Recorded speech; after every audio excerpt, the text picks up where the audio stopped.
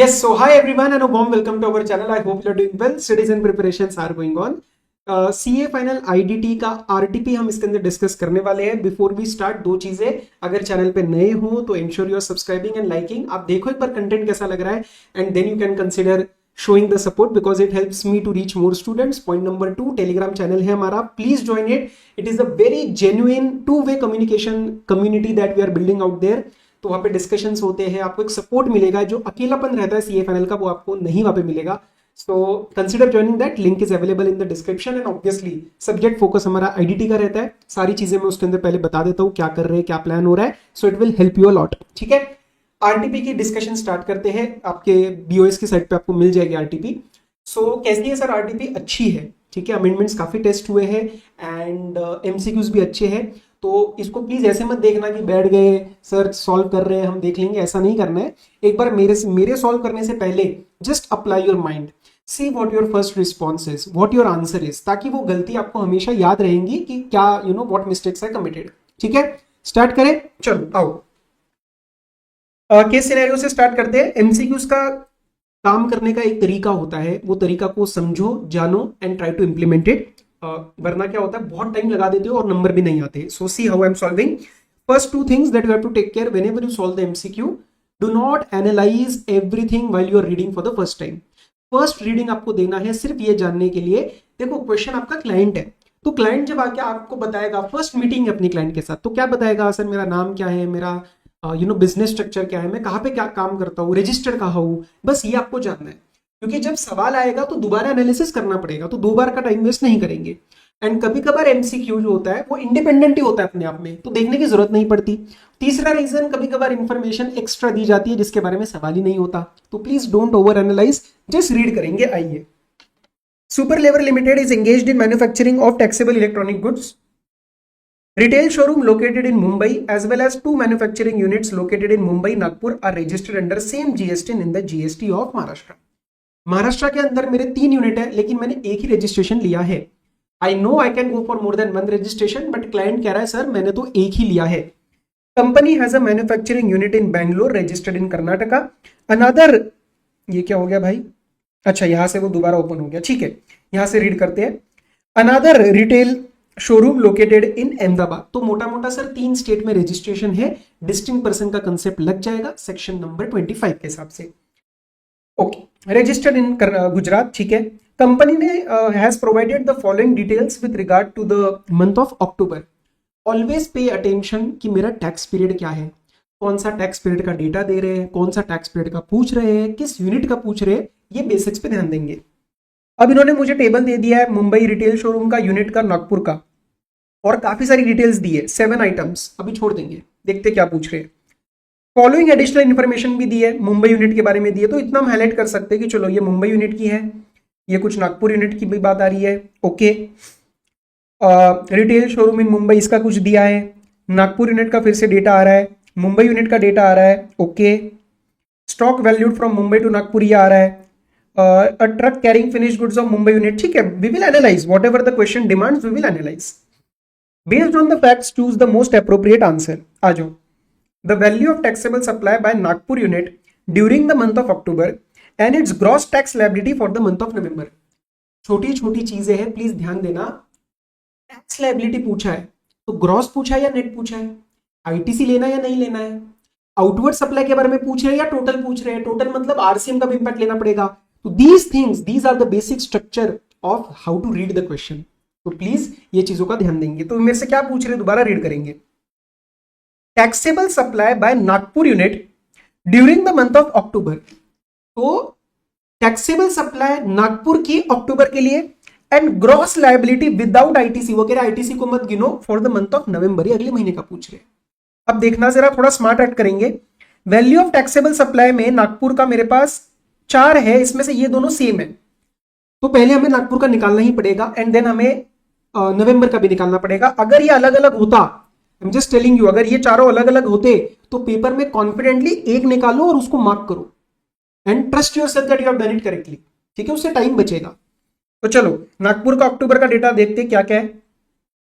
नागपुर का अक्टूबर का डेटा ये है. October sale of taxable goods purchase is not a sale, payment is not a sale, interest is exempt, taxable supply में नहीं आएगा, agriculture land is not supply क्योंकि वो गुड्स और सर्विस नहीं होता है, तो मेरे पास आ रहा है 1350। नागपुर यूनिट का नीचे का कोई डेटा है क्या? पेमेंट है, ये मुंबई है, ये क्रेडिट नोट है इन द मंथ ऑफ नवंबर, तो ये अक्टूबर में अभी इंपैक्ट नहीं करेगा, तो मेरा आंसर आ रहा है 13,50,000। अब मेरे पास दो आ रहे हैं 1350 और 1350, तो मुझे ग्रॉस टैक्स लायबिलिटी नवंबर का, that is the second part of the question, I do have to calculate, but if these would have been all four distinct values, I wouldn't have calculated, I would have trusted myself कि नहीं मैं ठीक कर रहा हूं और मैं उसको मार्क करके आगे बढ़ता। लेकिन हम नवंबर का लायबिलिटी आपको निकालना पड़ेगा, तो ऊपर डेटा तो अक्टूबर का है तो जरूर इसमें रहेगा नवंबर का क्रेडिट नोट का जो दिया था, है ना, क्योंकि बाकी तो अक्टूबर का डेटा है ऊपर। Nagpur unit issued credit note for 1,80,000 to its buyers in the month of November. जिस मंथ में इशू करते हो उसी में लायबिलिटी एडजस्ट होती है, provided it is adjustable. Sir मतलब समझते आइए, towards the discount on account of making timely payment. Sir discount मतलब सेक्शन 15 सबसेक्शन 3 देखना पड़ेगा, प्री सप्लाई पोस्ट सप्लाई, तो ये पोस्ट सप्लाई है। Buyers were aware of such discount at the time of sale in October, this shows that there was an agreement, there was an agreement. दो condition रहती है post supply discount की, कि agreement होना चाहिए and proportionate reduction of ITC. दूसरी check करते हैं, all the buyers reverse the proportionate ITC on receiving the discount except one who received a credit note of 23,000। तो मेरा एडजस्टमेंट कितने का होने वाला है? मेरा एडजस्टमेंट होने वाला है 1,80,000 माइनस 23,000 का। Nagpur unit reported sales of 16 lakh in the month of November, तो आप सिंपल क्या करेंगे, 16 लाख माइनस 180 प्लस 23, बात तो वही पड़ी ना कि मेरा नेट सेल कितना हुआ है 14,43,000 क्रेडिट नोट का एडजस्टमेंट करने के बाद।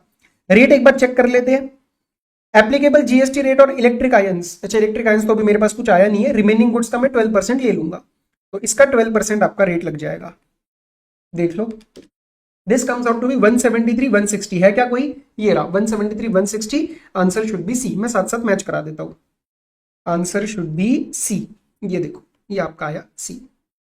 आगे बढ़ते हैं, the value of taxable supply by Mumbai unit during the month of October and its gross tax liability for the month of December। Similar उन्होंने मेरे से मुंबई यूनिट के लिए पूछा है, लेकिन अगर आप यहाँ पे टैक्सेबल सप्लाई देखोगे तो 107, 15, 17 ये चारों अलग अलग है, तो आप ये वाला पार्ट पेपर में मत निकालो, ये वाला सही से निकालो, टाइम दो एंड कॉन्फिडेंटली आंसर को मार्क करो।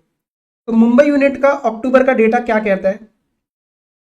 मुंबई यूनिट का अक्टूबर का डेटा कहता है 1250, ये परचेज है, ये सब परचेज है, ये सेल है, दिस इज नॉट सप्लाई क्योंकि सिक्योरिटीज गुड सर्विस नहीं होती। यहां पे हो रही है, यहाँ पे क्या पूछा, आउटवर्ड सप्लाई पूछा है ना, एक बार वो चेक करेंगे दोबारा। The value of taxable supply, तो मुझे इसके अंदर आरसीएम वारसीएम कुछ नहीं देखना, सिक्योरिटी को भी मैं भूल जाऊंगा, ठीक है। सिक्योरिटी सर्विसेज की पेमेंट है तो वो इनवर्ड है, ये रिटेल शोरूम है, इसको छोड़ दो। There are two things, retail showroom is different and Mumbai unit is different, so don't mess up.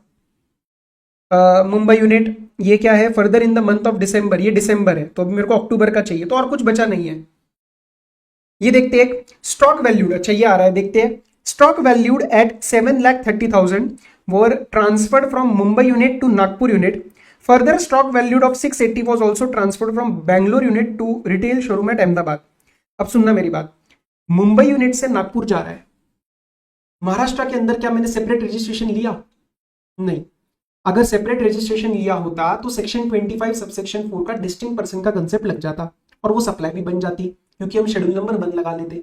But these are not separately registered in the state of Maharashtra, तो ये मेरा सप्लाई नहीं बनेगा, ये स्टॉक ट्रांसफर सप्लाई नहीं बनेगा। Is it clear? समझ आ रहा है आपको? चलो, तो मेरा आंसर क्या बनेगा? सिर्फ एक, 12,50,000। I will have to confidently mark it, ठीक है। तो 12,50,000 आपका आंसर बनना चाहिए। आप प्रैक्टिस के लिए इसका लायबिलिटी निकालना, यही आएगा। आंसर मैच कर लेते हैं, 2 का डी आना चाहिए, ये देखो 2 का डी। चलो, which of the following statement is correct with regard to the gross tax liability for outward supply made by retail showroom at Mumbai. अब मेरा फोकस है रिटेल शोरूम पे, आ जा भाई। रिटेल शोरूम सेल हो रही है 650 की, लेकिन यहां पे नीचे इन्होंने मुझे ये दिया है रिटेल शोरूम के बारे में। Let's understand. October being the Diwali month, the retail showroom at Mumbai has sold combo pack of food processor and electric iron। Sir combo pack देखते ही दिमाग में क्या आना चाहिए? बंडल। बंडल मतलब कॉम्पोजिट या फिर मिक्स सप्लाई। अब क्या ये कॉम्पोजिट सप्लाई आपको लग रहा है फूड प्रोसेसर और electric iron? Answer is no. ये कॉम्पोजिट तो कहीं से भी नहीं समझ आ रहा सर, तो अपने को हाईएस्ट रेट लगाना पड़ेगा मिक्स सप्लाई का कंसेप्ट लगा के। ठीक है, चलो अब ये डिस्काउंटेड रेट पे बेचा है। Each combo pack is sold at a price of 6000 out of the total sales of retail showroom reported about. Total about था 6,50,000,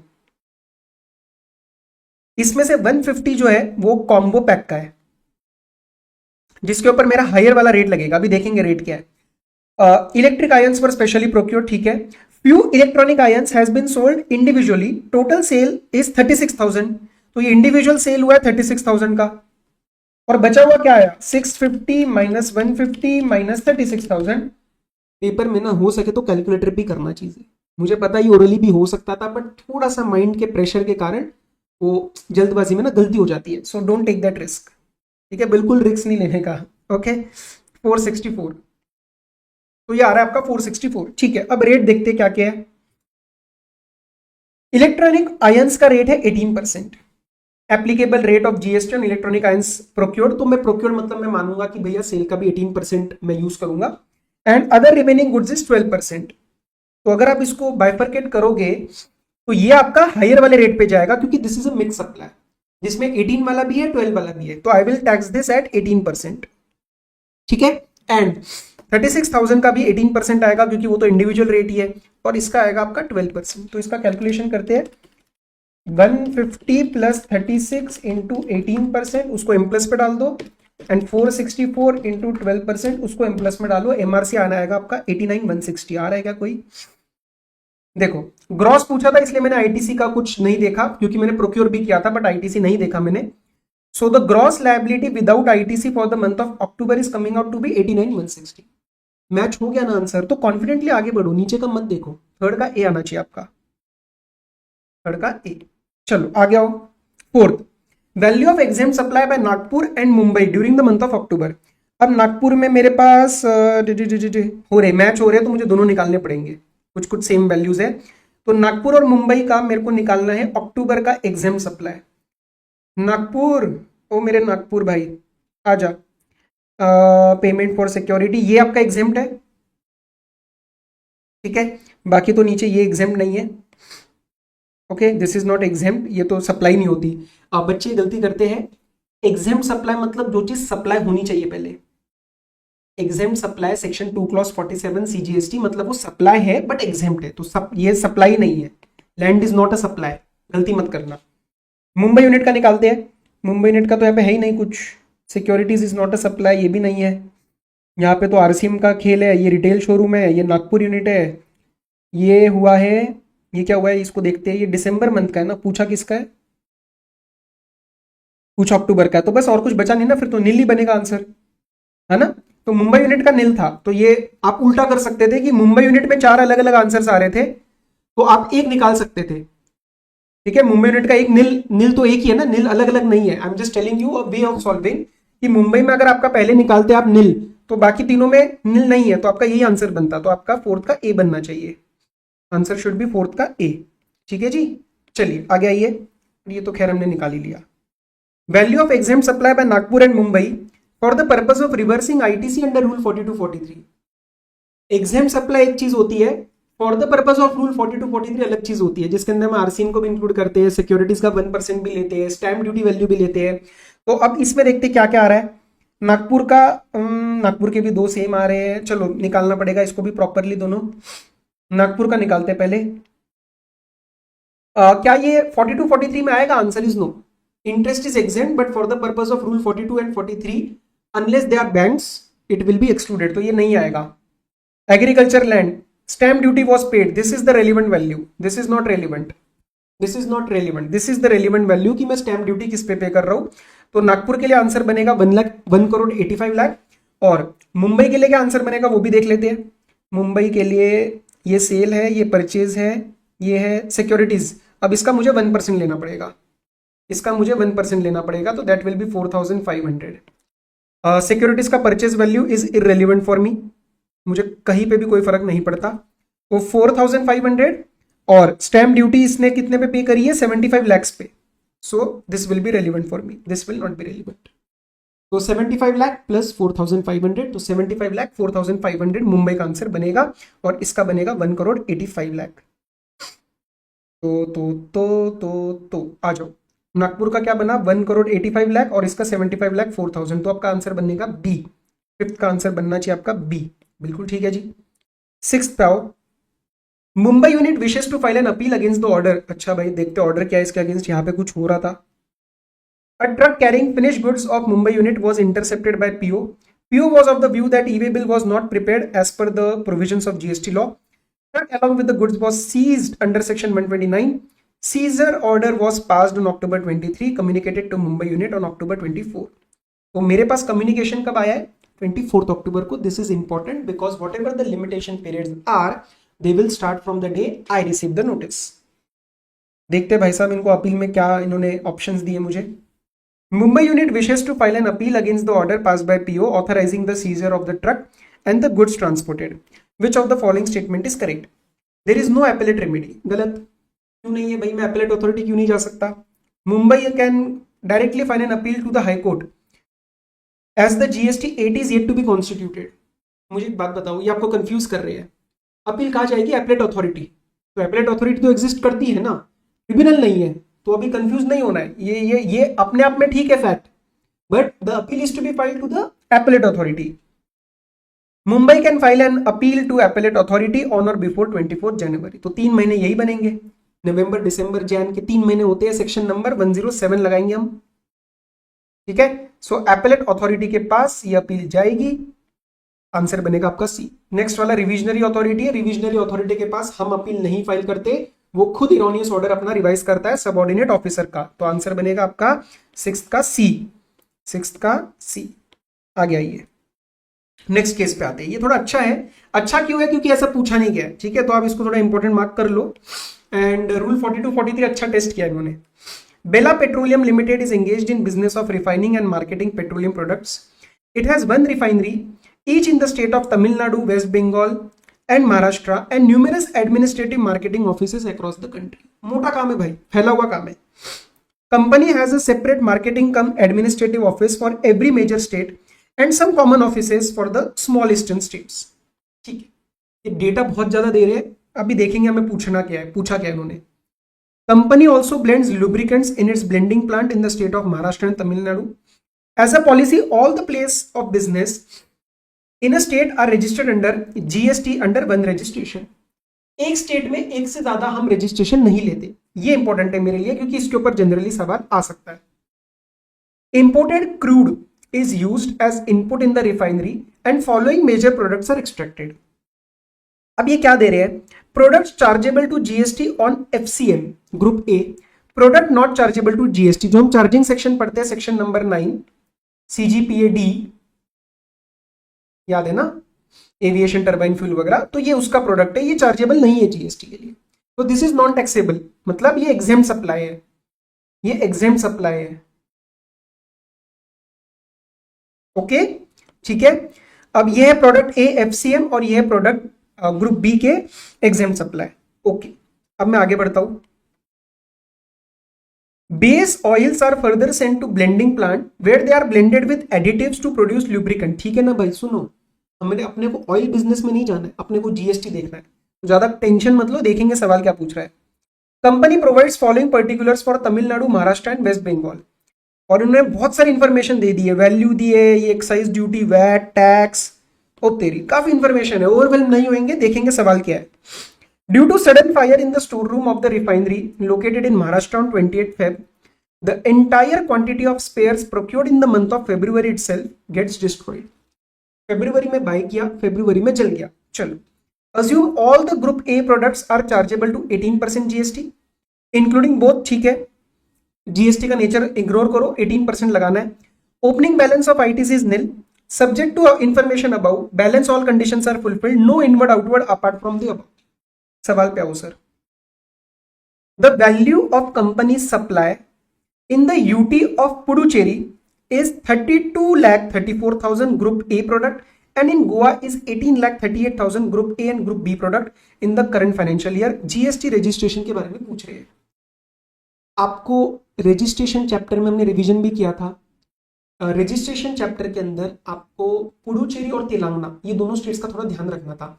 हमने बीच का एक कॉलम किया था टेबल के अंदर, स्टैम्प उत्तराखंड, याद है आपको वो बात?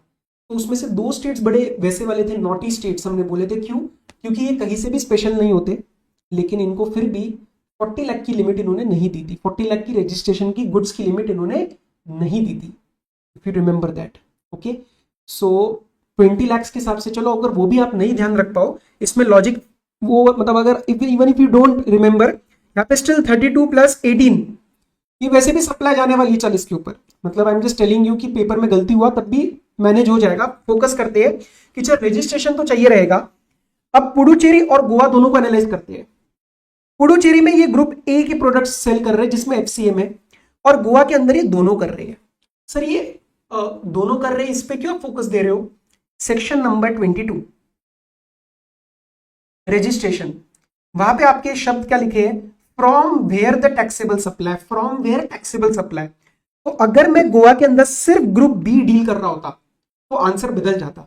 अभी मैं गोवा से भी ए कर रहा हूं और मैं पुडुचेरी में भी मेरा ग्रुप ए इन्वॉल्व है, तो मुझे यहाँ पे रजिस्ट्रेशन दोनों स्टेट में चाहिए रहेगा। यहाँ पे मुझे रजिस्ट्रेशन दोनों स्टेट में चाहिए रहेगा, बिकॉज लिमिट मेरी पार कर रही है, और पुडुचेरी के होने की वजह से वो 40 लाख की लिमिट मुझे नहीं देगा पुडुचेरी। मैं जस्ट वैसे आपको बता रहा हूं कि यहाँ पे वैसे भी टोटल जो है 40 के ऊपर जा ही रहा है, पेपर में गलती करोगे तो। समझ में आ रहा है आप लोगों को? Is it clear? तो 20 लाख के ऊपर आपका जा चुका है। एंड ऑल्सो ध्यान देंगे कि ये गोवा में भी रजिस्ट्रेशन चाहिए रहेगा। अगर सिर्फ ग्रुप भी होता तो बात अलग पड़ती। तो दोनों स्टेट में मुझे रजिस्ट्रेशन रिक्वायर्ड है। 7th का आंसर बनेगा सी। वो भी चेक कर लेते, आ जाओ। 7th का आंसर बनेगा सी। एलिजिबल आईटीसी, ये दोनों जरा इंपॉर्टेंट है। थोड़ा सा लैंग्वेज में मुझे ऐसा लगा कि ये लोग और चीज क्लैरिफाई कर सकते थे, खासकर 9th में, बट इंटेंशन समझ आ जाएगा क्वेश्चन का। तो let's see. Eligible ITC attributable to taxable supply available at marketing cum administrative office for the month of January. अब देखो, ओवरवेल मत हो। कौन से ऑफिस के लिए पूछ रहे हैं? महाराष्ट्र के लिए, बराबर। एक बार देख लो, महाराष्ट्र के लिए मार्केटिंग कम एडमिनिस्ट्रेटिव ऑफिस का डेटा पूछ रहे हैं। तो ये महाराष्ट्र के लिए कहां आ रहा है? देखो, tax paid on input and input services procured at the marketing cum administrative office. आपको सिर्फ उतना डेटा निकालना है जितना सवाल पूछ रहा है। पेपर में क्या होएगा, बच्चा इस टेबल को एनालिसिस करके डर जाएगा कि अरे ऐसा तो कोई सवाल ही नहीं किया, सब कुछ पूछ नहीं रहे ना। वेस्ट बंगाल का तो शायद कोई नीचे क्वेश्चन भी नहीं आएगा, हमें क्या पता। तो लेट्स जस्ट सी कि कितना पूछा है। ये आ रहा है आंसर आपका यहाँ पे 3000।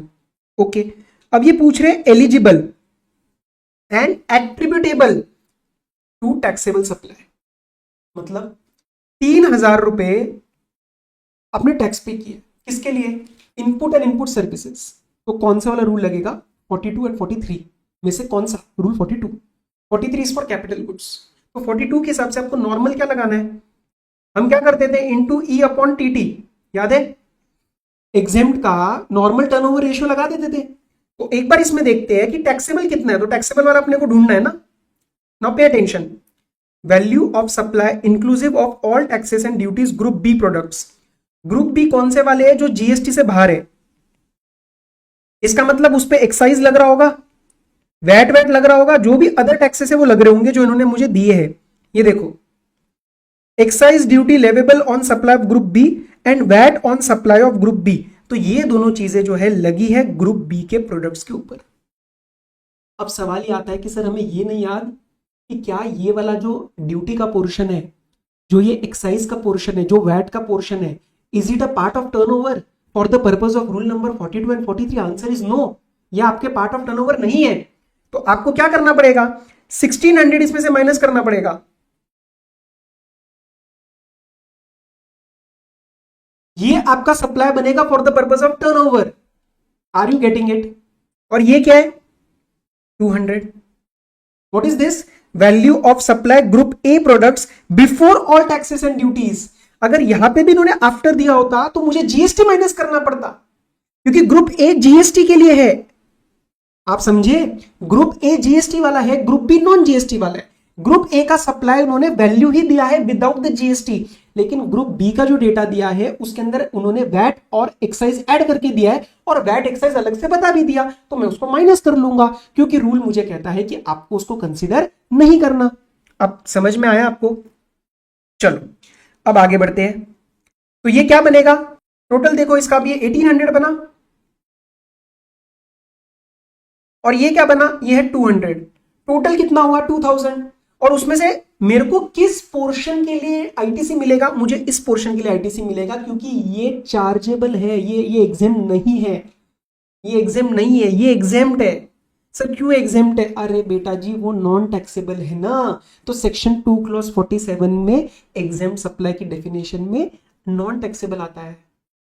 तो 200 अपॉन 2000, दिमाग में आपके ये आना चाहिए फटाफट से, ये कितना बनेगा 10%, 10% अपने को मिलेगा, तो 3000 का 10% अपने को मिलेगा।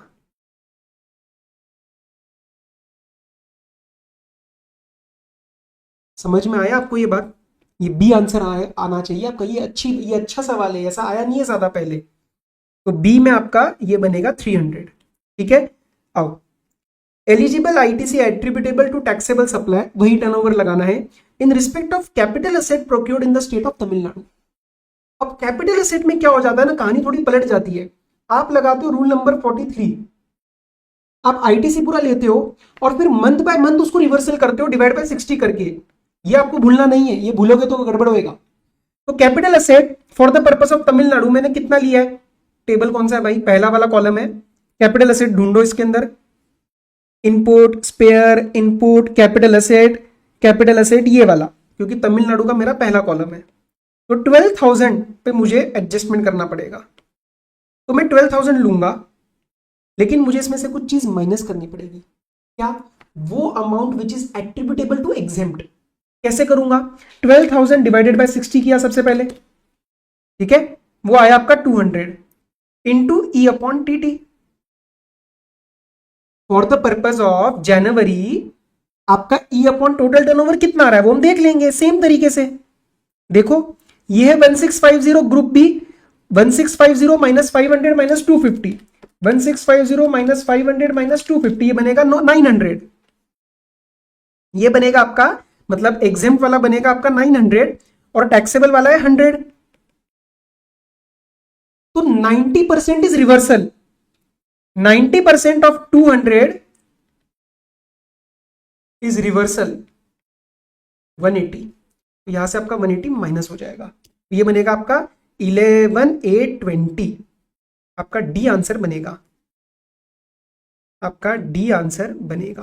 This is a good question, ऐसा ज्यादा नहीं आया पेपर में, 9th का डी बनना चाहिए आपका आंसर, 9th का डी। समझ में आया ना आपको ये बात, ये आप आईटीसी लेते हो लेकिन एवरी मंथ रिवर्सल स्टार्ट करते हो, और उन्होंने पूछा उसी मंथ का है जिसके अंदर कैपिटल असेट लिया है, इसीलिए मैंने 12,000 में से माइनस किया। अब अगले महीने क्या होगा, फरवरी में जो भी मेरा ये 200 होगा into E upon T, this amount will be added to the output tax liability along with interest. बस ये उसी मंथ का है जिस मंथ में कैपिटल असेट खरीदा, ये जनरली पेपर में आपको यही पूछेंगे। अगले मंथ का पूछा तो दिस प्लस इंटरेस्ट, मतलब जो भी रेशियो बन के आ रहा होगा। Clear. Lubricant of 10,000 had been stock transferred from blending plant located in Tamil Nadu to refinery located in the same state। और इन्होंने मुझे क्लियरली, हमने एक चीज एनालाइज करी है कि एक स्टेट के अंदर उन्होंने अलग अलग रजिस्ट्रेशन नहीं लिया है, तो स्टॉक ट्रांसफर टैक्सेबल नहीं होएगा, जैसा ऊपर मुंबई यूनिट में हो रहा था। इस क्वेश्चन में भी वही है, आंसर बनेगा nil as the transaction is not supply, nil as supply is exempted. No, supply is not exempt, this is not a supply itself. Exempt supply is the supply but this is not a supply, तो answer will be A not D, answer will be A not D, 10th का A।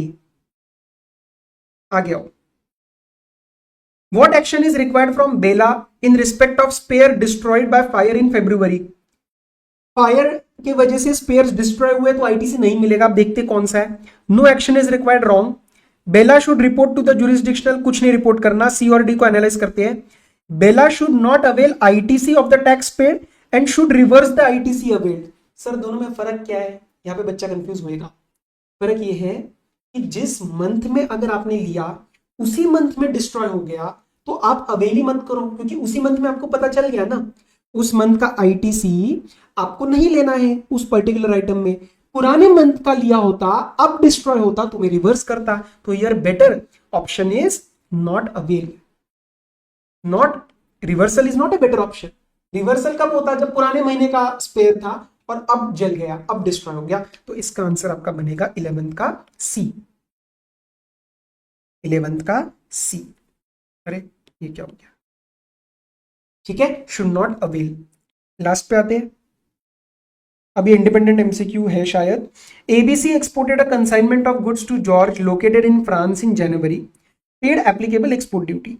Due to quality issues George rejected the goods and they were returned in October without any resale involve. ठीक है, ये important होता है कि resale तो नहीं कर रहे ना।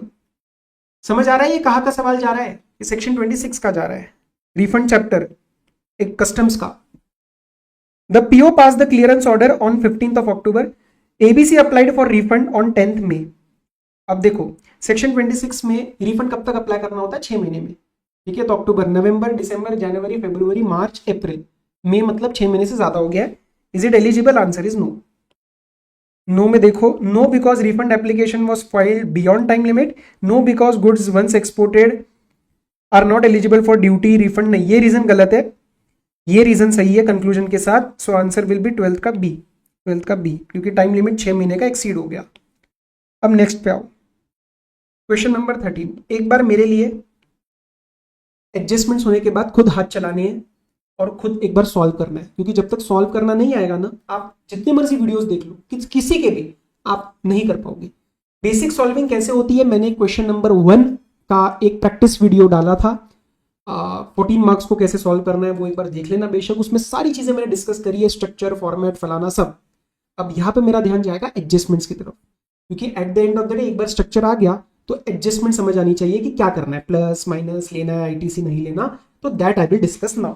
तब प्लीज मेरे लिए एक बार सॉल्व करना, आपको कॉन्फिडेंस आ जाएगा। नंदिता प्राइवेट लिमिटेड, तो प्राइवेट कंपनी है, रजिस्टर्ड है गुजरात में, तो ये सॉरी राजस्थान में, तो मेरा फोकस अभी इसी पे है। It is engaged in making various supply, it has a branch in Uttarakhand and a manufacturing unit in Jharkhand, ठीक है। ट्रांजैक्शंस दिया है, आउटवर्ड सप्लाई दिया है, इनवर्ड सप्लाई दिया है, और क्या निकालना है देख लेते एक बार, कुछ एडिशनल इंफॉर्मेशन भी है। बेसिक चीजें चेक करना कि जीएसटी अलग है, वो चेक करना कि इंक्लूसिव तो नहीं है ना कहीं, और बाकी कुछ एडिशनल इंफॉर्मेशन है क्या। Company chooses most beneficial option for valuation, इसका क्या मतलब होता है, कई बार एक क्वेरी आता है कि सर ये बेनिफिशियल ऑप्शन का क्या मतलब है, इसका मतलब है आपको लोएस्ट पिक करना है, ठीक है। कहीं पे भी कोई वैल्यूएशन आता है तो लोएस्ट उठाना। रेट्स एक बार चेक कर लो, 9, 9, 18, ठीक है। सीजीएसटी, एसजीएसटी, आईजीएसटी अलग अलग दिया है, मतलब आपको प्लेस ऑफ सप्लाई दिमाग लगा के नेचर भी सही से पकड़ना आना चाहिए। Based on the information for the month of January, eligible ITC और मिनिमम नेट जीएसटी लायबिलिटी, ठीक है ना यार, तो क्या है, इसको निकाल लेते हैं। आ जाओ, आउटवर्ड सप्लाई एक एक करके एनालाइज करवा देता हूँ फटाफट से, फिर टेबल बना देना, ठीक है। डाउट आए तो पूछ लेना, कमेंट में बता दूंगा। Entered into a forward contract for commodity which was settled bye netting of, netting of हुआ है मतलब डेरिवेटिव का नेचर रिटेन किया गया है, सेट ऑफ हुआ है, ये कोई डिलीवरी भी कुछ नहीं हुआ है, so this will not be a supply, ये सप्लाई ही नहीं है तो इसके ऊपर कहीं पे भी कोई और इंपैक्ट नहीं आएगा, ठीक है। रेंटिंग ऑफ डंपर्स, मैं आपको आंसर भी दिखा दूंगा एक बार, एडजस्टमेंट्स पहले आउटवर्ड डिस्कस करते हैं, फिर I will show you the answer. Renting of dumper including driver given for transport of mineral with in the mining area for period of 2 years to Dhanvarsh builder registered in Jharkhand. अब सुनो, क्या ये transportation of goods है या renting service है, ये renting service है, ठीक है। तो ये नॉर्मल सप्लाई है, जीएसटी इसके ऊपर लगेगा, और ये है झारखंड के, तो this will be a normal, आप प्लेस ऑफ सप्लाई के लिए सेक्शन नंबर 12 सबसेक्शन 2 लगाओगे आईजीएसटी का, ठीक है। That will be the with respect to the services, और हमें राजस्थान के तो इस पे आईजीएसटी आपको लगाना है। साथ साथ दिखा दे जाओ क्या, ये देखो फॉरवर्ड वाले पे आपका कहीं पे भी कोई जीएसटी नहीं आएगा क्योंकि वो सप्लाई नहीं बनी। 1150 पे आपका 18% आईजीएसटी आ जाएगा, ठीक है।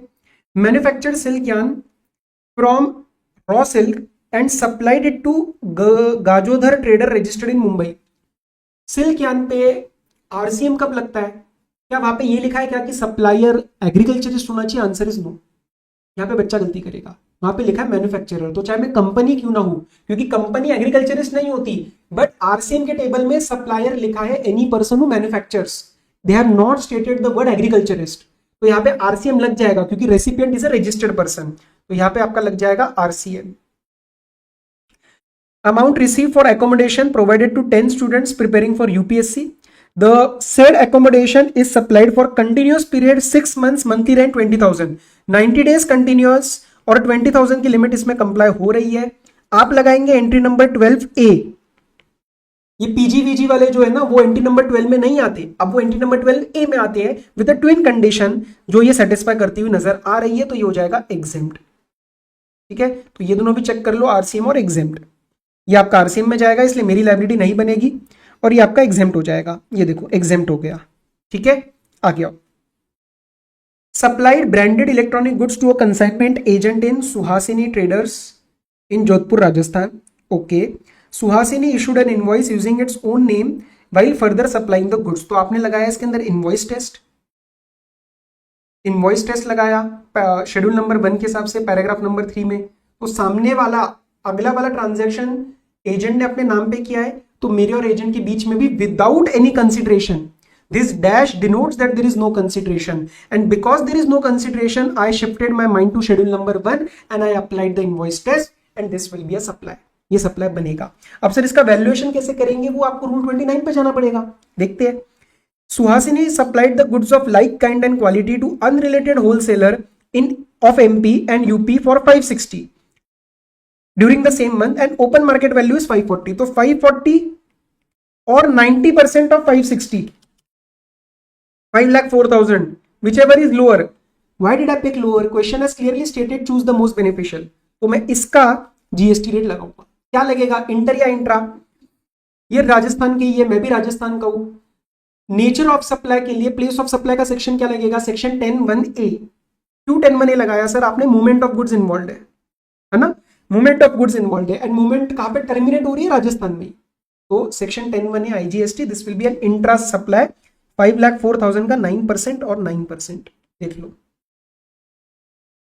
ठीक है, चलो आगे आओ। इनवर्ट सप्लाई को एनालाइज करते हैं।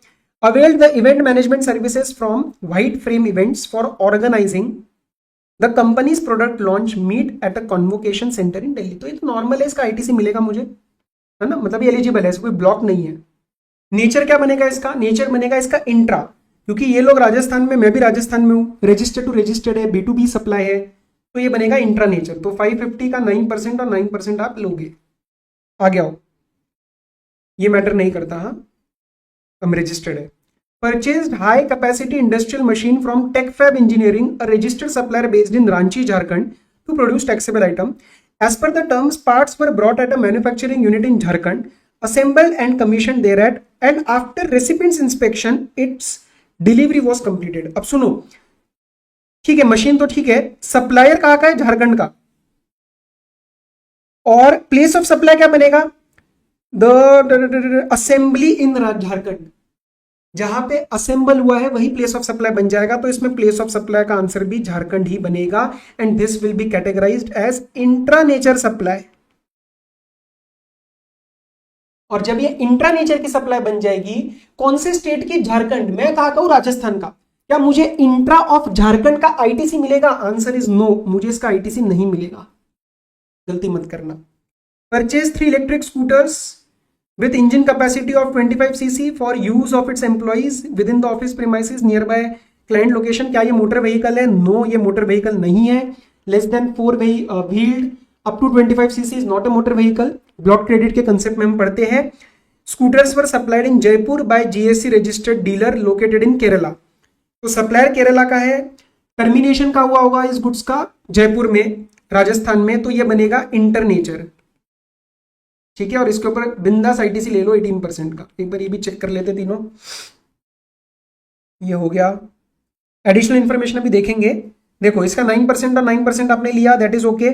मशीन का आपने आईटीसी नहीं लिया क्योंकि वो दूसरे स्टेट का था, और इसका 18% का इलेक्ट्रिक स्कूटर का लिया because this is not blocked, ये ब्लॉक नहीं है, बिंदास लो आईटीसी।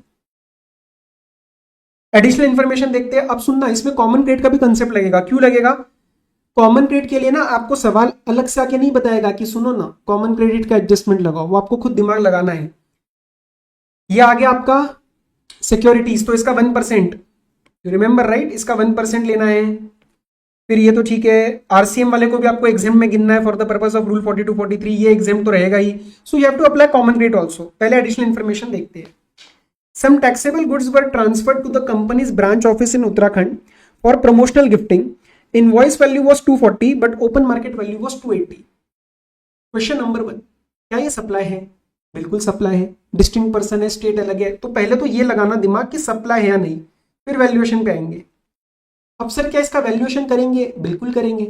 कैसे करेंगे? रूल नंबर 28 लगा देंगे। अब सर उसके अंदर इनवॉइस वैल्यू को एक्सेप्ट किया जा सकता है if the recipient is eligible for full ITC, but pay attention my dear friend, pay attention, it is for promotional gifting by branch. ये ब्रांच आगे गिफ्ट करने वाला है, और अगर कोई बंदा आगे गिफ्ट करने वाला है तो उसका इनपुट का आईटीसी उसको नहीं मिलता। It means the recipient is not available, is not eligible for ITC. Other block credits में हम ये पढ़ते हैं सेक्शन 17 में। तो बिकॉज उसको यहां पे आईटीसी नहीं मिलेगा, invoice value can not be accepted as deemed open market value. 2,80,000 will be the answer of supply. और 280 और ये जा रहा है उत्तराखंड, तो उसका 18% आपको सप्लाई में ऐड करना पड़ेगा। जरूर इन्होंने लिया होगा 280 पे, जरूर इन्होंने लिया होगा। ये रहा 280 का 18%। Clear? Nandita had secured a loan for 120 CR in the month of April from Money Bank Rajasthan. Penal charges were levied by Money Bank in the January in compliance since it failed to comply with the material terms and condition.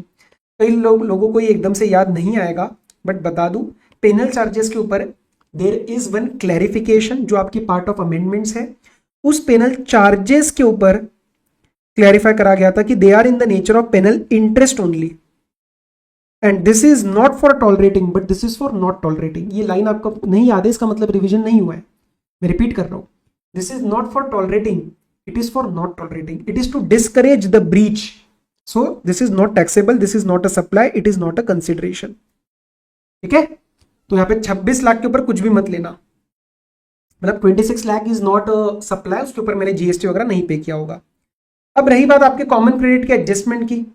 Common credit में ई upon T करना है, मैं आपको exam बता देता हूं क्या क्या लेना है। 18 लाख का 1% ऐड करो, 18 लाख का 1% एम प्लस पे डालो। रेंटिंग ऑफ डंपर एग्जाम नहीं, मतलब ई नहीं है, ऊपर में अभी न्यूमरेटर निकाल रहा हूं। मैन्युफैक्चर दिस ये 80 लाख ऐड करो।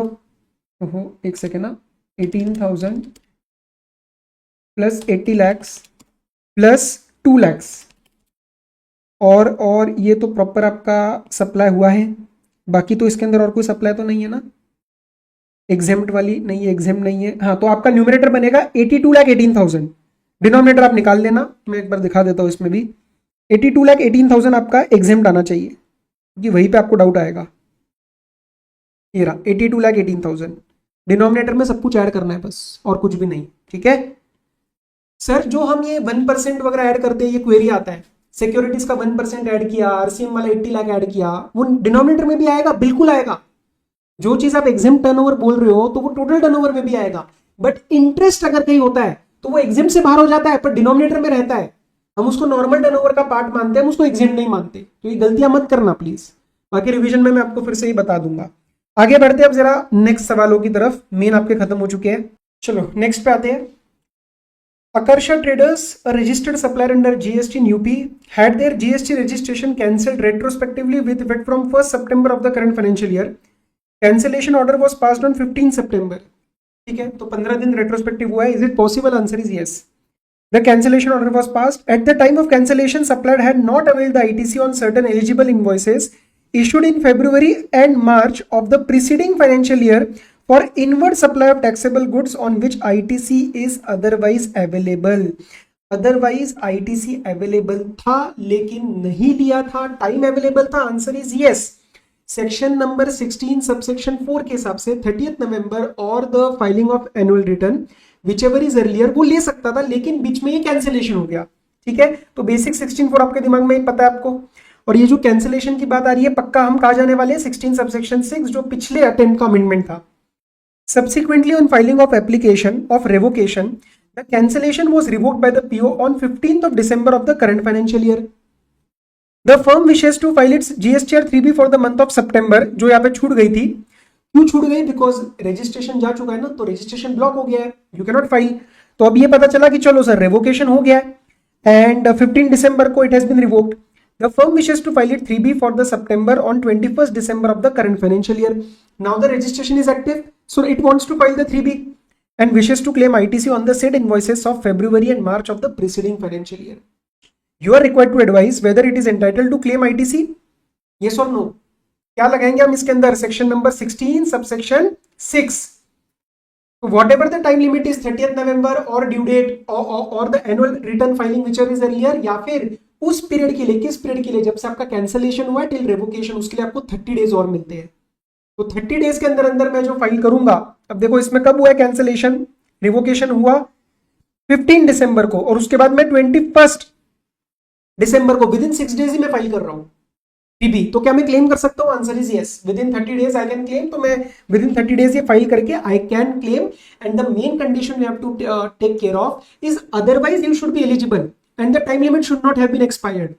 ठीक है, अगर यही कहानी फॉर एग्जांपल जनवरी फेब में चल रही होती, तो वो तो आपका नवंबर का टाइम पीरियड ऑलरेडी एक्सपायर हो चुका है। तो आपने जो आईटीसी नहीं लिया ना, दैट इज नॉट बिकॉज आपका रजिस्ट्रेशन कैंसिल हुआ, वो तो आपका वैसे भी टाइम पीरियड खत्म हो गया नवंबर में।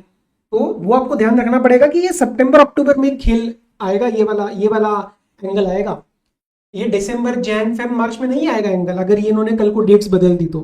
ठीक है, तो is it eligible, answer is yes, वो ले सकता है। चलो, Arnav enterprises, a registered supplier located in MP, has duly filed it's monthly return for financial year 24-25. During the scrutiny of its return in August 25, the PO noticed inadvertent short payment of CGST and SGST totaling 460. ठीक है, तो 230 और 230 होगा for the month of October on account of bonafide error. अब सुनना मेरी बात, आपको थोड़ा सा दिमाग में रखना पड़ेगा कि जो अपना 73 और 74 है, ये 23-24 तक ही चलते हैं, मतलब 23-24 तक के पीरियड के रिस्पेक्ट में जो पेमेंट्स रही होंगी ये तब तक चलेंगे। इसके बाद से 24-25 से आपका क्या चलेगा, सेक्शन नंबर 74A। दो मेजर डिफरेंसेस जो 74A ने इंट्रोड्यूस करे हैं वो किया इन्होंने स्ट्रीमलाइनिंग ऑफ द प्रोसेसेस। तो जैसे वहां पे 3 इयर्स 5 इयर्स वो सब नहीं, 74A सिंपल क्या बात करता है, 42 मंथ्स में नोटिस आ जानी चाहिए, शो कॉज नोटिस 42 मंथ्स जब आपका वो due date of annual return रहेगा उसके विद इन 42 मंथ्स, और इसके आगे 1 ईयर में आपका ऑर्डर आना चाहिए।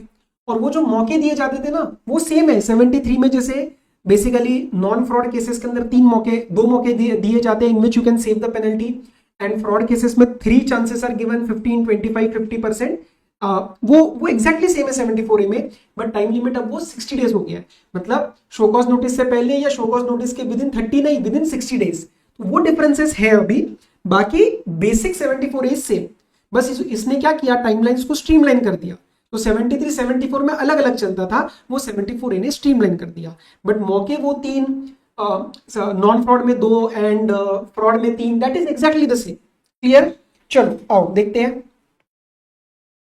Before the issuance of the show cause notice bye PO, Arnav enterprises paid tax of 1 lakh on the basis of its own ascertainment, मतलब 50+50 इसने पे कर दिया on its own ascertainment along with interest and penalty if any on 15th of September and inform the PO in writing. Notice कब आया है, during the scrutiny, ठीक है ये हो गया। अच्छा, इन्होंने बोल दिया कि before issuance of show cause उसने फाइल कर दिया है। तो भी देखते हैं मेरे को क्या सवाल पूछे जा रहे हैं। Ascertain the last date by which show cause notice determine assuming, ये 4 पार्ट से, और नीचे क्या पूछ रहा है, in each of the above case will your answer be different if the short payment is on account of fraud, other facts remaining the same. Assume the due date for furnishing of annual return has not been extended and the limitation period of 74A has also not been extended. तो normal annual return का due date 31 दिसंबर रहता है, उसमें कोई extension नहीं है, 74A जो हम पढ़ते हैं वही आपको लगाना है। Ignore the computation of interest, question पूरा पढ़ना, कई कबार एक्स्ट्रा एनालिसिस करके बैठोगे तो कुछ नहीं करना, 18% वगैरह कुछ नहीं। अब इसको एनालाइज करते हैं फटाफट से, आ जाओ। नॉन फ्रॉड और fraud, ascertain the last date by which the show cause notice can be issued by the PO for amount of tax short paid by Arnav Enterprises. इसमें दोनों में आंसर आपका सेम रहेगा, that will be 42 months. तो 12 3 36 और आपके 4, तो मतलब 3.5 years will be remaining the same.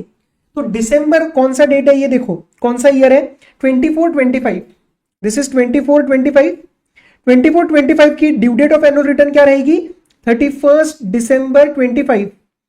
इसके आगे आप 3.5 साल जोड़ोगे, ठीक है, so that will B 26, 27, 28 and 29, 6 महीने, 30 जून 29।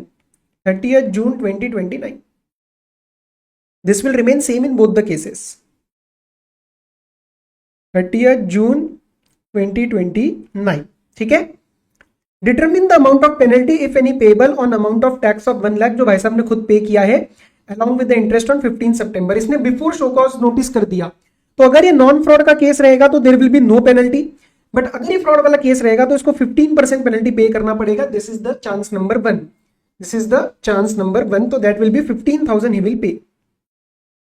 Assuming the PO decides to issue a show cause notice under 74A on 10th October, क्योंकि बैलेंस जो है ना 460 minus 1 lakh 360 के लिए he will issue the notice, right? Determine the maximum amount of tax for which he can issue the show cause notice, that is 360. Last date by which the PO should issue an order, that is 1 year. 1 year from the or show cause notice date. तो 10th October के आगे 1 year आपका लग जाएगा. Actually 9th October होना चाहिए वो, 10th के आगे 1 साल, लेकिन वो 10th ही लेते हैं, बहुत बारी ऐसी है, तो इन्होंने शायद आंसर में भी वही दिया है, 10th अक्टूबर 1 साल आगे 2026. Assuming the show cause notice is issued by the PO on the said date. हाँ, तो इसके आगे आप 1 year ले लेना. ठीक है. And again the answer will B same for both the cases because streamline हो गया है. In continuation of the subpart 3, if the PO issues a show cause notice on 10th October for amount of tax so collected and Arnab decides to pay the said tax, मतलब 360 वाला बचा हुआ, along with the interest on 5th December. अब इसके बीच में difference देखो कितना बन रहा है. 60 डेज में अगर पे करेगा तो वो मौका उठा सकता है सेकेंड चांस का. Second chance is the last chance in non fraud, and fraud वाले में 3 चांसेस होते हैं, तो सेकेंड चांस के बाद एक और मिलता है. तो वी विल सी 10th अक्टूबर के आगे 5th दिसंबर, तो अक्टूबर नवंबर दिसंबर, तो 60 डेज के अंदर अंदर है. तो अगर ये नॉन फ्रॉड केस होगा तो इसको again there will be no penalty, but fraud का केस हुआ तो उसको 15 नहीं 25% पे करना पड़ेगा. 25% of the tax, 25% of the tax. ठीक है. सो आई थिंक ये आपका हो जाएगा. एक बार प्लीज रिव्यू कर लेना. 74A आंसर्स सारे हमने कर लिए discuss. Appellate authority passed an order against Venue Automobiles demanding IGST of 1200 crore. Venue Automobile wishes to file an appeal against the order of appellate authority. It admits the liability of 100 crore but wishes to litigate the balance amount and files an appeal to the appellate tribunal. Determine the amount of pre-deposit. तो बड़ा ही simple है. Again amendment का area है. काफी amendments इन्होंने test किए which is very very good actually. तो आप जो एडमिट करते हो वो तो भैया पूरा पे करेंगे. ठीक है. Liability along with what ever interest penalty everything will go, plus the amount in dispute. कितना बचेगा sir amount in dispute? 1100 crore बचेगा, है ना. 1200 में से 100 माइनस करो ना. अब 1100 करोड़ में जब आप एपेलेट ट्रिब्यूनल के पास जा रहे हो तो आपको एडिशनली अब 10% जमा करना है, लिमिटेड टू 40 CR, क्योंकि मैं आईजीएसटी की बात कर रहा हूं, वरना मैं 20 CR बोलता सीजीएसटी के लिए. तो आप इसका 10% लोगे, दैट इज 110 लिमिटेड टू 40. तो whichever is lower, answer will be 40 and 40 plus 100 total 140 CR जो है आपको पे करना पड़ेगा डिपॉजिट के फॉर्म में. ठीक है. 140 CR आपको पे करना पड़ेगा टोटल डिपॉजिट के फॉर्म में. इन्होंने ना नीचे ये नोट दिया है. ये नोट अभी नहीं आया था, ये लास्ट अटेम्प्ट में आया था, क्योंकि रियल लाइफ में अभी ना GST appellate tribunal is not active. तो कहाँ पे करना होता है, ये आप जीएसटी पोर्टल पे पे करते हो and you give an undertaking to the PO that whenever the constitution will be done and it will be active, I will file the appeal. ठीक है. ये आपको एक अंडरटेकिंग देना होता है. तो इसके बारे में आप ब्रीफ नोट पेपर में दोगे तो एग्जामिनर काफी खुश हो जाएगा. आईसी आपसे प्रॉपरली एक्सपेक्ट नहीं कर रहा क्योंकि उसको फुट नोट के फॉर्म में ही दिया है, बट दे देना पेपर में, कोई दिक्कत नहीं है, अच्छा लगेगा उसको. ABC Insurance, registered insurer in Maharashtra, is engaged in providing insurance service. During the current financial year, company entered into following transaction. तो पैराग्राफ नंबर 9 और paragraph number 10 schedule number 1 newly added amendment का है ये question. Again let's see. ABC enters into co-insurance with XYZ, where ABC is the lead insurer. मतलब सामने ABC खड़ा है transaction में, लेकिन एक्चुअल में 2 जने डील कर रहे हैं ट्रांजैक्शन के साथ. इंश्योर्ड ज्ञाति pays total premium of 50 lakh which is apportioned by lead insurer between itself and XYZ in 60:40 ratio of the insurance service. ABC agreed to discharge entire GST liability on full amount of premium. तो भैया सुनो मेरी बात, इस 50 लाख पे पूरा ABC ने GST पे कर दिया. तो इन दोनों में जब आगे दोबारा ट्रांजैक्शन किया जाएगा उस रेशियो का, तो क्या दोबारा XYZ उसके ऊपर कोई GST डिस्चार्ज करेगा? Answer is no, this is not a supply. Actually doubt क्यों आया, रियल लाइफ में प्रॉब्लम क्यों आया? क्योंकि एबीसी ने ज्ञाति के साथ पहले डील किया, फिर एबीसी XYZ के साथ डील कर रहा है। तो ये पैराग्राफ नंबर 9 है, एकदम डायरेक्ट पैराग्राफ नंबर 9 लग रहा है शेड्यूल नंबर 1 का, और ये पैराग्राफ नंबर 10 लगेगा। आओ, a large industrial plant needs an insurance of 500 crores. It approaches ABC for the same. However, since ABC is unable to underwrite the entire risk alone, it enters into reinsurance with the reinsurer PQR. अब सुनना, ये client है, ये ABC है, और ये नीचे PQR है। सर ऊपर और नीचे वाले में फर्क क्या है? को इंश्योरेंस में हम दोनों साथ में ही आते हैं आपके पास, लेकिन री इंश्योरेंस में मैं आपके पास आता हूं और फिर मैं बाद में डील करता हूं अलग से। दिस इज नॉट को इंश्योरेंस, दिस इज री इंश्योरेंस। पूरा ट्रांजैक्शन मैंने पहले किया, लेकिन उस ट्रांजैक्शन का पार्ट मैंने आगे सीड कर दिया। सीड मतलब CED, मैंने आगे वाले से डील किया फिर से। को इंश्योरेंस में इन ट्रांजैक्शन ऑल्सो हम दोनों साथ में ही आते हैं। ऐसा नहीं कि मैं पूरा ट्रांजैक्शन पहले डील करूंगा, हम दोनों का नाम रहेगा, लेकिन हाँ इंश्योरेंस का वो प्रीमियम और GST की लाइबिलिटी मैं पहले अकेला डिस्चार्ज कर रहा हूं। तो को इंश्योरेंस एंड री इंश्योरेंस को सेम मत मानना, गलती हो जाएगी। The total premium charge is 50 lakh. Insurer ABC pays reinsurance premium of 20 lakh to PQR। तो सुनो, इसने इसको 50 लाख रुपए दिया और इसने इसको 20 लाख रुपीस दिया, क्योंकि उतने आगे सीड हो गया ना, तो वो अमाउंट उसमें चला गया। ठीक है, 20% आगे चला गया। ओके, नॉट 20%, मतलब 20 of 50। Insurer ABC pays reinsurance premium of 20 lakh to PQR। This allows ABC to manage its risk. ठीक है, while paying this amount to PQR, ABC deducts a ceding commission। ध्यान से सुनना, ये बच्चों को कभी कभार समझ में नहीं आता है, सुनो। while paying this amount to PQR मतलब out of this amount, ABC deducts a ceding commission of 1 lakh which it has charged for services it provides to PQR Insurance Limited। इसने बोला भैया इसमें से ना मैं 1 लाख रुपए काटूंगा सीडिंग कमीशन, मैं तुम्हें काम दे रहा हूं, और प्लस उसमें ना क्या होता है, एडमिन एक्सपेंसेस भी बहुत लगते हैं। तो ABC कह रहा है वो तो सब मैंने खर्च किया है, इसको क्लाइंट बना के जब मैंने ये चार्ज किया तो मैंने काफी सारा खर्चा किया है, तो जब मैं तुझे प्रीमियम प्रोपोर्शनेटली दे रहा हूं तो खर्चा भी तो दूंगा ना, तो खर्चा मैंने माइनस कर दिया, तो I will pay you net 19 lakh. सवाल ये उठता है कि ये 1 लाख के रिस्पेक्ट में क्या ABC ने PQR को कोई सर्विस दी क्या? Because ABC is charging this. Deduction from outflow is a inflow. मैं आपको 100 रुपए दे रहा था और मैंने उसमें से 10 रुपए काट लिए, तो मतलब मैंने 10 रुपए अर्न किए। तो ABC ने वो जो 1 लाख काटा, क्या इसके ऊपर ये कोई सप्लाई है? Answer is no. ये पैराग्राफ नंबर 10 ने क्लैरिफाई किया। उसके लिए कंडीशन होती है दैट PQR पूरा 20 लाख के ऊपर सब कुछ GST पे कर रहा है। उन्होंने क्लियरली बोला है PQR page GST on gross insurance premium including seeding commission. अगर ये पैराग्राफ नंबर 10 नहीं होता तो सुनना क्या होता, PQR 20 पे GST पे करता और ABC 1 पे GST पे करता, लेकिन वो पैराग्राफ की वजह से 20 पे GST लग रहा है, 1 पे नहीं लगेगा। वही दोनों चीजें उन्होंने पूछी है। आ जाओ नेक्स्ट पे चलते हैं। IGCR। कई बच्चे ऐसे भी होंगे जिनको पता ही नहीं है टर्म IGCR कहाँ आती है, क्योंकि कस्टम्स थोड़ा हल्का छोड़ देते हैं, उसमें ये वाला टॉपिक लोग छोड़ देते हैं। हम हमेशा क्लास में करते हैं, हम हमेशा रिवीजन में करते हैं। अमेंडमेंट भी था क्लास में, मैंने अमेंडमेंट करा भी रखा है रेगुलर वाले, अगर आप अभी देख रहे हो। We have covered this in the class. चलो आओ, ज्यादा कुछ है नहीं इसके अंदर, मैं बस क्विकली बता देता हूँ, क्योंकि अगर टॉपिक ही नहीं किया तो तुम्हारे ये समझ में भी नहीं आएगा। Suhasi electronics an importer availed the benefit of notification and imported raw material for manufacturing LED panel. No condition or time period was specified with respect to re-export of defective goods so imported। जिन्होंने किया उनको समझ आ रहा है ये कहा जा रही है बात। Goods were imported on 10 Feb. However, small portion was found to be defective and remained unutilized due to production shift in the company.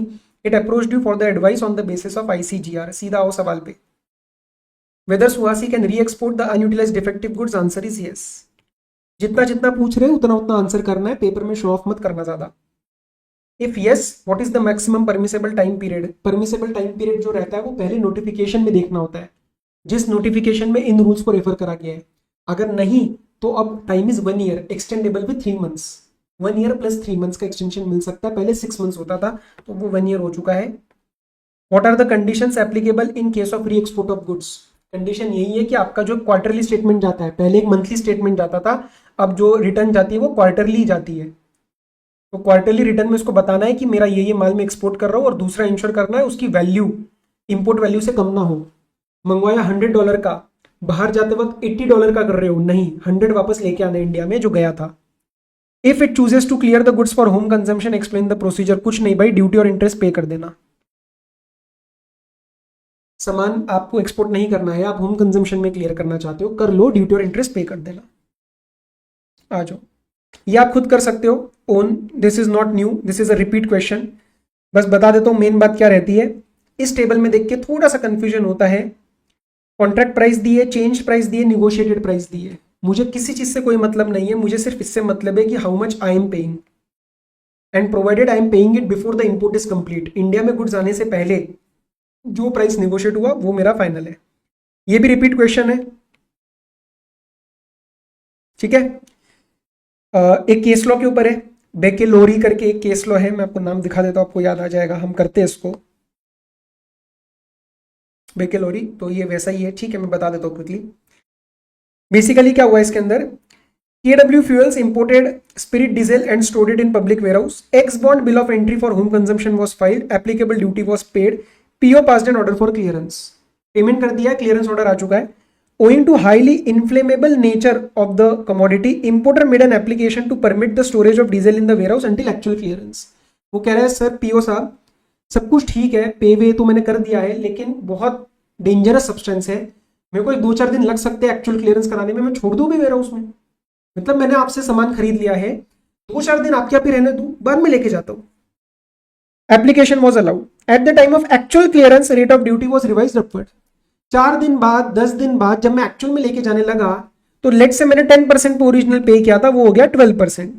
PU ने पकड़ ली मेरी गर्दन, बोला 2% और पे कर। क्या मुझे पे करना है? Answer is no. क्यों? इसके ऊपर एक लाइन पेपर में आनी चाहिए कि these goods are not warehouse goods. Section 49 एक लगता है इसमें, जो उन्होंने रेफर किया होगा, ये देखो, तो वो अलाउ करता है कि मैं बस थोड़े टाइम के लिए गुड्स वहां पे रख लूं, बट क्लियरली आपको ये याद रखना है line, that these are not warehouse goods, the warehousing provisions are not applicable, no extra duty will be demanded. बस तो आपका आंसर हो जाएगा। केस लॉ लिख दोगे तो पूरे नंबर भी मिल सकते हैं। इसके साथ हमारा खत्म होता है आरडीपी। बहुत ही इफेक्टिव एफिशिएंट मैनर में हमने कवर किया है। So I hope it was useful. खुद कोशिश करना, डाउट आए तो मैं हमेशा हूँ, टेलीग्राम चैनल पे भी पूछ सकते हो, स्टूडेंट्स भी एक दूसरे की हेल्प करते हैं। बाकी मिलेंगे अगले रिविजन्स वगैरह में। Till then all the very best, study well, take care, be safe, bye bye.